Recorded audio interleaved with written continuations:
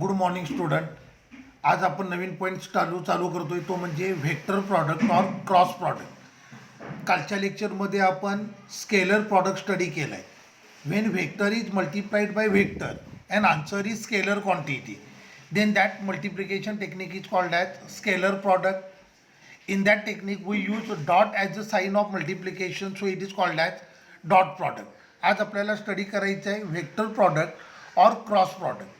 When vector is multiplied by vector and answer is new vector quantity, then vector product then multiplication technique is called as vector product.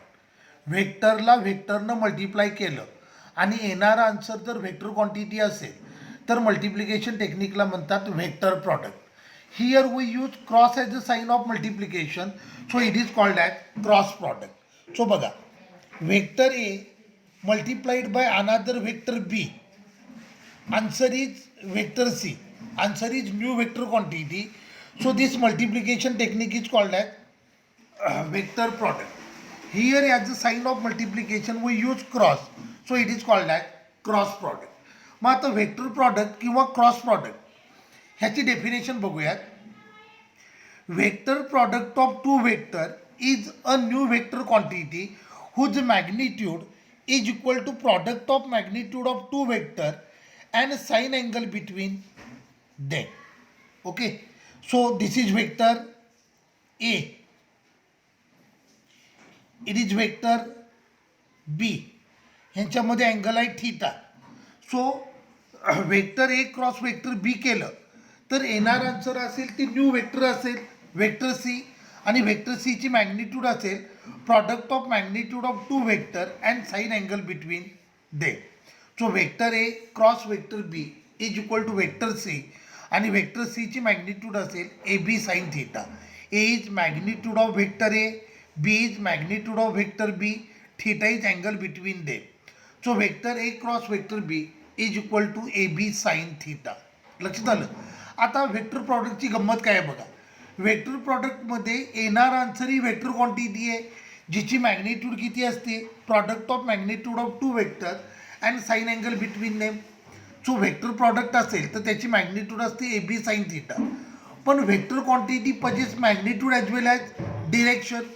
So मग ह्या व्हेक्टरला direction पण असायला पाहिजे, बरोबर आहे. आता cross प्रॉडक्टची डिरेक्शन असते ती देतात by using right hand thumb rule. Direction of resultant vector of cross product is given by right hand thumb rule. आता बघा, this is vector A, this is vector B, हा अँगल थीटा. आपण cross product घेतला in anticlockwise direction. Then according to right hand thumb rule resultant vector असेल it is in vertically upward direction. लक्षात आलं. According to right hand thumb rule folded fingers represent करतील individual vector किंवा folded finger represent करतील the direction in which cross product is taken. तो thumb represent करेल resultant vector. जर cross product anticlockwise सेन्सनं घेतला असेल ए क्रॉस बी, तर रिझल्टंट वेक्टर असेल तो वेक्टर सी असेल इन व्हर्टिकली अपवर्ड डिरेक्शन और perpendicular to the plane containing individual vector in vertically upward direction.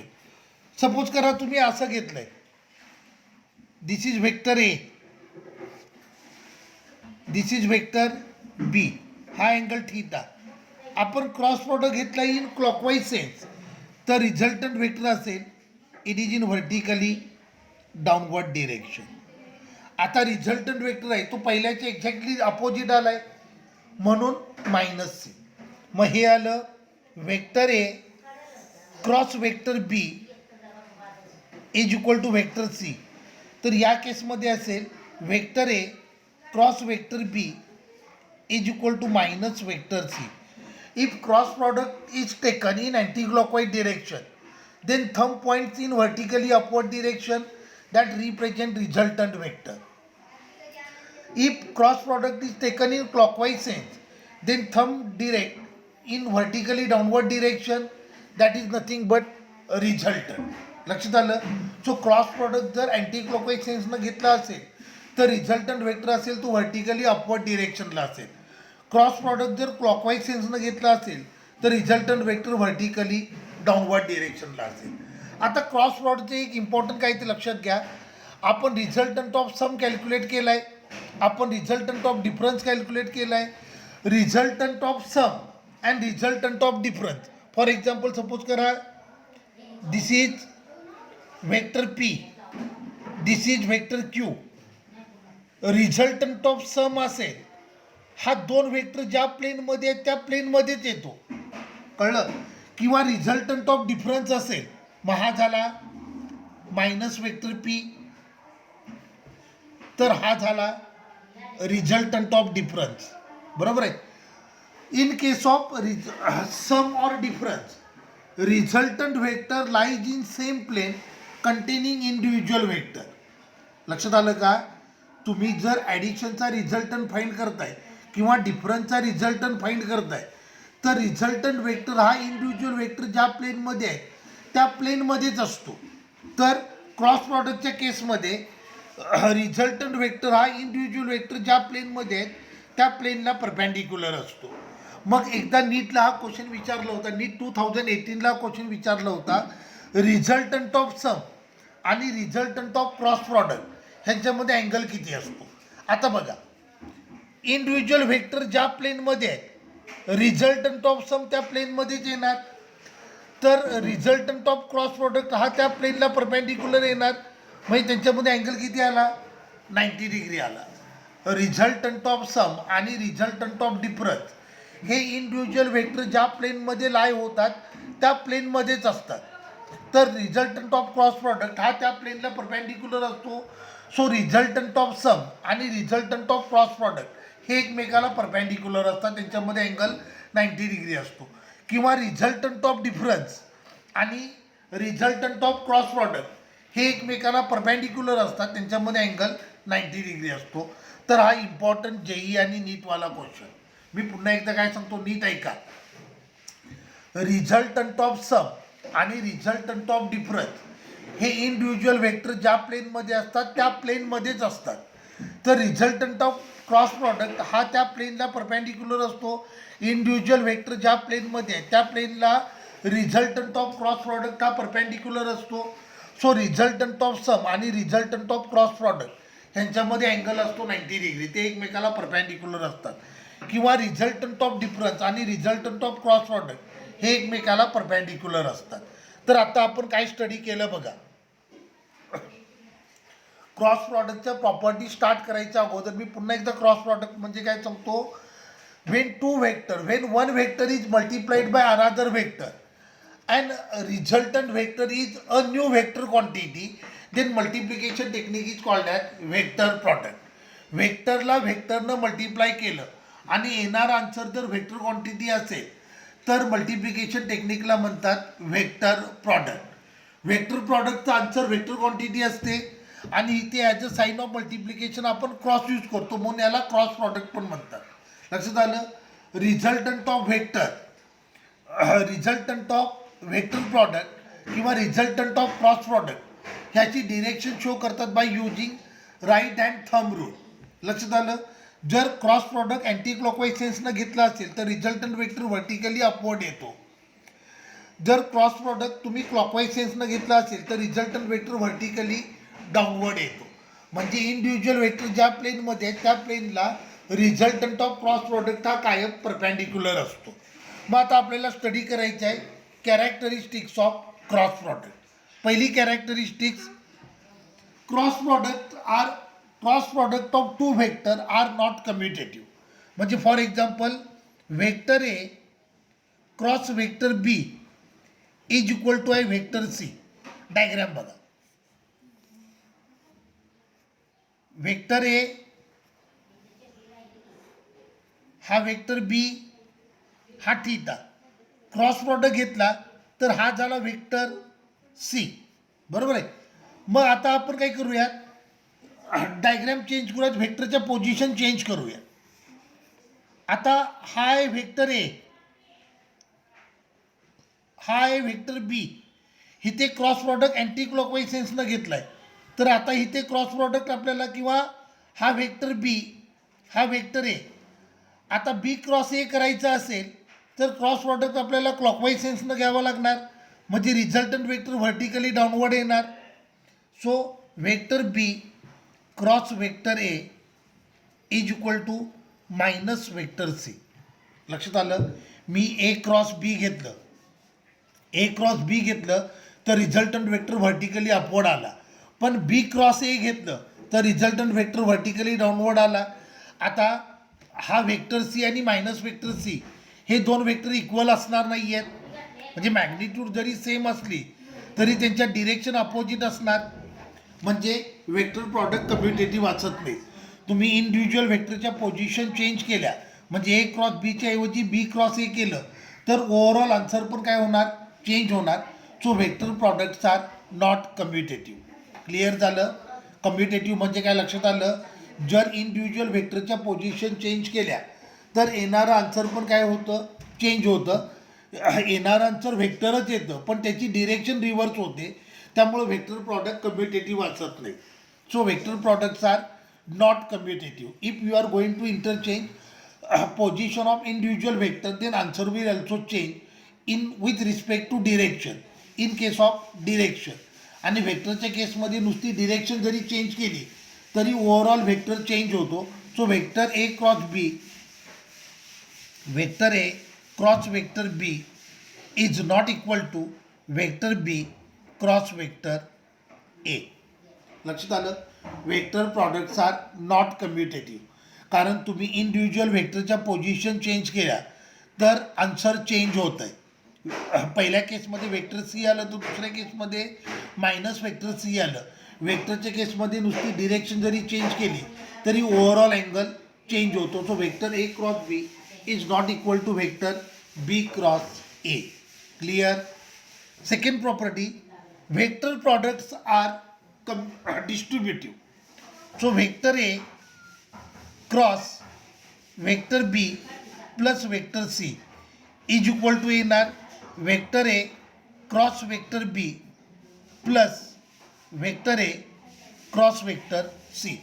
म्हणजे वेक्टर प्रॉडक्टला आपण सिम्पल अल्जेब्रामध्ये जसं ब्रॅकेट एक्सपांड करतो तसं एक्सपांड करता येतं. Okay. The third, when two vectors are parallel or anti-parallel to each other then their cross product is always equal to 0.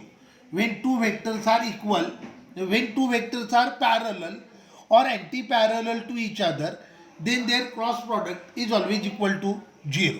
बघा, vector A cross vector B is equal to a B sine theta. Vector A cross vector B is equal to a B sine 0, कारण दोन vector एकमेकाला parallel आहे. Sine 0 is equal to 0. So vector A cross vector B is equal to 0. किंवा vector ए cross vector बी हे दोन vector suppose करा anti parallel आहेत तर त्यांच्यामध्ये अँगल किती येणार, 180. कॉस 180 पण 0च असतो. So vector A cross vector B is equal to 0. लक्षात आलं. When two vectors are parallel और anti parallel to each other then their cross product is equal to 0. मग याच्यावरून अल्टरनेट स्टेटमेंट आपल्याला लिहिता येईल, जर क्रॉस प्रॉडक्ट 0 असेल then two vector must be parallel और anti parallel to each other. Then self cross product,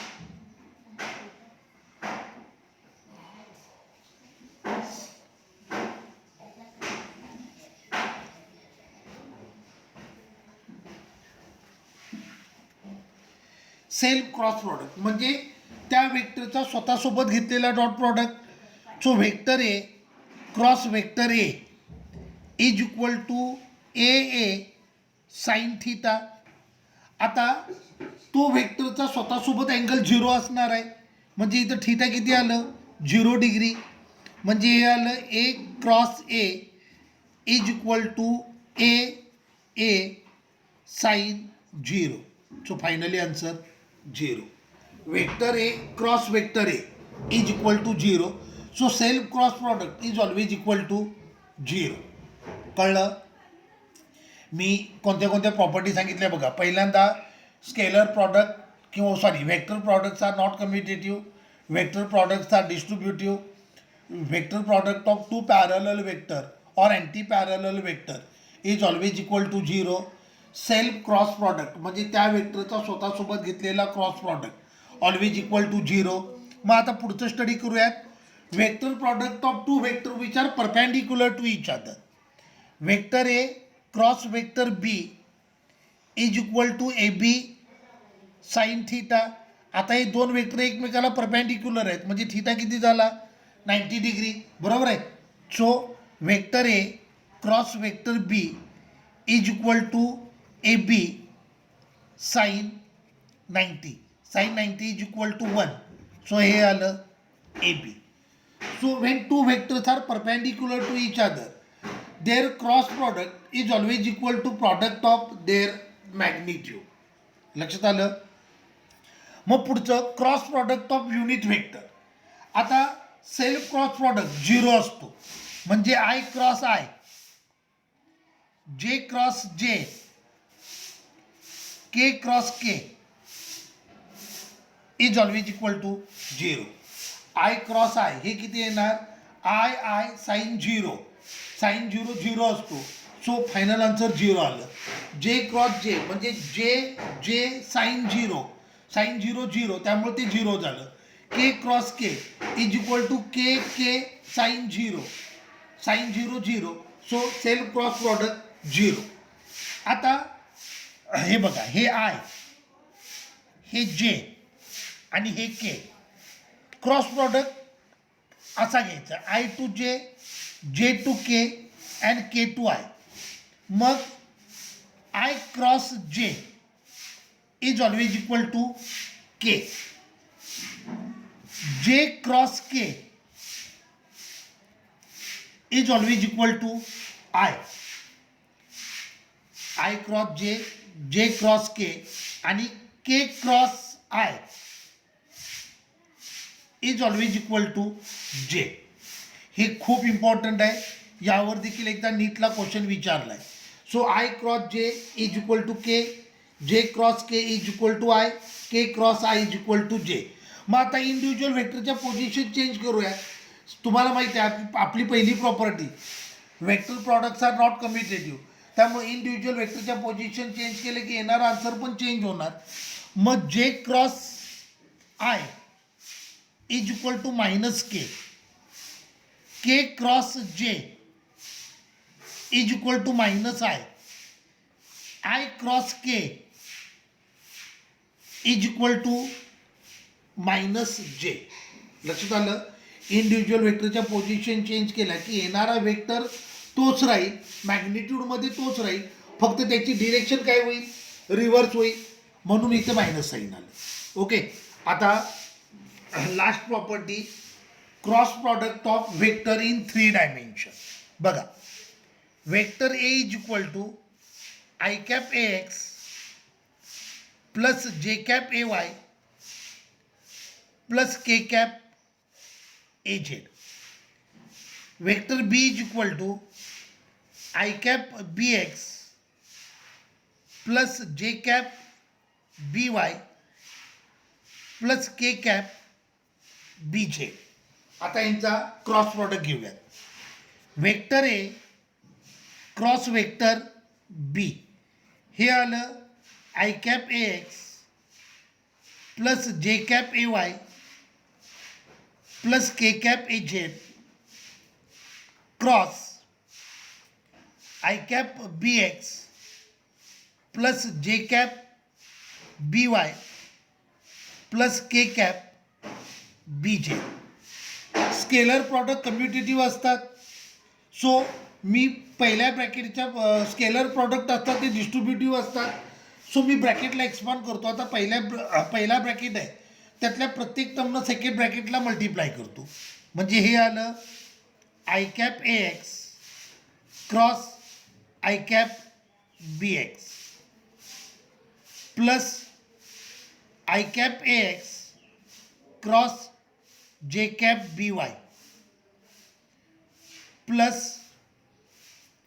I cap A x cross K cap B z plus जे cap A y cross I cap B x plus जे cap ए Y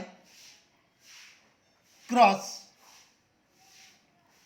जे cap बी x plus जे cap A y cross K cap B z plus K cap A Z cross I cap B x plus K cap A Z cross जे cap बी Y plus के cap ए Z cross के cap बी Z.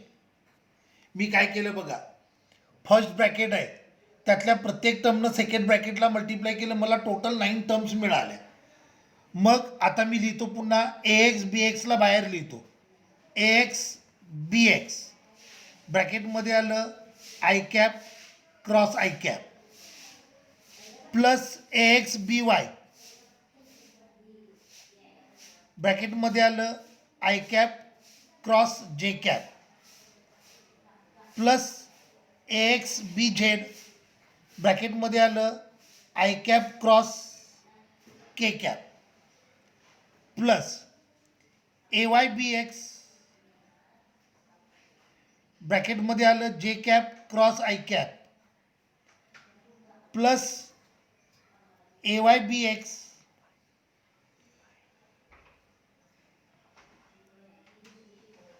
ए Y B X. मग कुठं change झालं,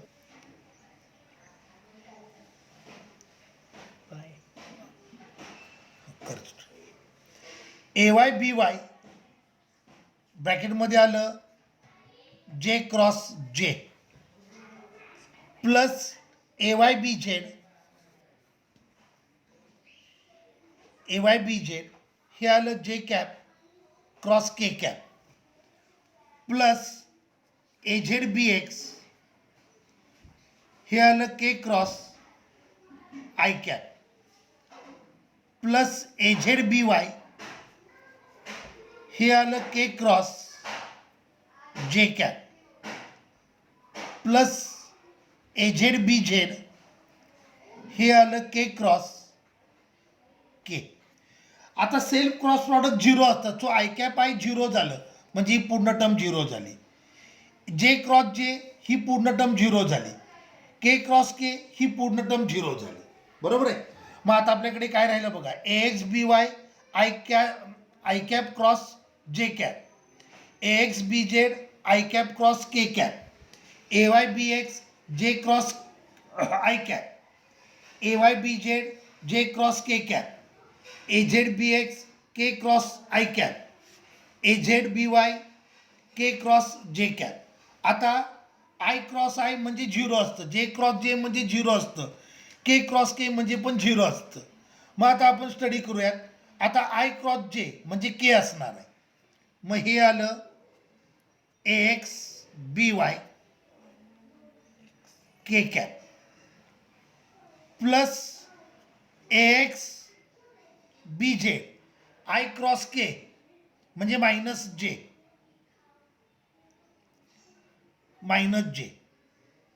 plus A X B Z I cross K झालं काय हे, हां sorry हे झालं A Y B x plus A Y B X J cross I म्हणजे minus K plus A Y B Z J cross K is equal to I plus A Z B X K cross I is equal to j plus A Z B Y K cross j म्हणजे minus I. बघा आपल्याला एक आयची positive term मिळाली, एक negative term मिळाली, जेची एक positive एक निगेटिव्ह, केची एक पॉझिटिव्ह एक निगेटिव्ह. ओके, मग हे आलं. आता मी प्लस मायनस टर्म एकत्र घेतो. A Y B Z I cap plus A Z B Z minus I cap plus A Z B X J cap plus A X B Z minus J cap, बरोबर आहे, plus A X B Y K cap plus A Y B X minus K cap. तर ह्यालाच असं लिहितात in terms of determinant I J K A X A Y A Z B X B Y B Z. This is vector A cross vector B. लक्षात आलं? हा determinant तुम्ही solve केला तर त्याचा आन्सर येईल. सो हा क्रॉस प्रॉडक्ट. क्लिअर झालं? मग आता क्रॉस प्रॉडक्टचे एक्झाम्पल बघूयात. Velocity vector V is equal to vector omega cross vector R. Acceleration vector A is equal to vector alpha cross vector R. आता इथे ओमेगा म्हणजे अँग्युलर व्हिलॉसिटी, आर म्हणजे position vector, alpha म्हणजे angular velocity, R म्हणजे position vector, A म्हणजे acceleration. Acceleration is equal to vector omega cross vector V. Omega म्हणजे angular velocity, V म्हणजे linear velocity. Vector torque is equal to vector R cross vector F. Vector P vector L angular momentum is equal to vector R cross vector P. L म्हणजे angular momentum, R म्हणजे position vector, P म्हणजे linear momentum. Vector torque is equal to vector P cross vector E. P म्हणजे electric dipole moment, E म्हणजे electric field. Vector torque is equal to vector M cross vector B. M म्हणजे magnetic dipole moment, B म्हणजे magnetic field. Okay, clear झालं? तर आता आपल्याला दोन important फॉर्म्युले study करायचे आहेत. Area of parallelogram, area of parallelogram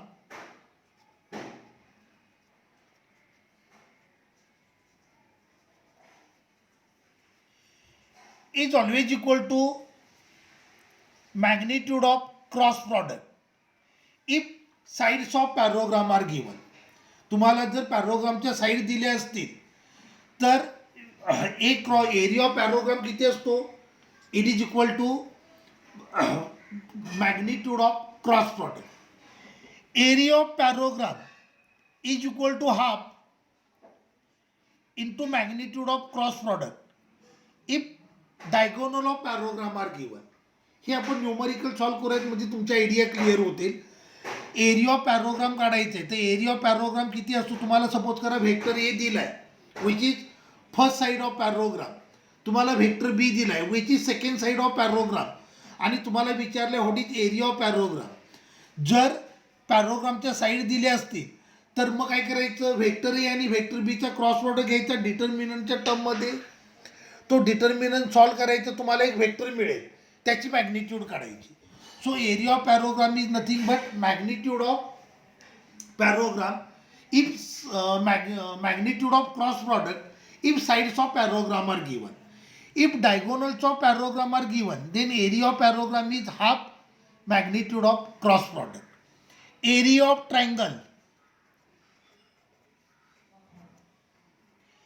is equal to half into magnitude of cross product. Area of triangle half into magnitude of cross product. Clear झालं. तर आपला टॉपिक संपला आहे. आता याची JEE नीटचे एक्झरसाईज आपल्याला सॉल्व करायचे आहेत. ओके, थांबूया.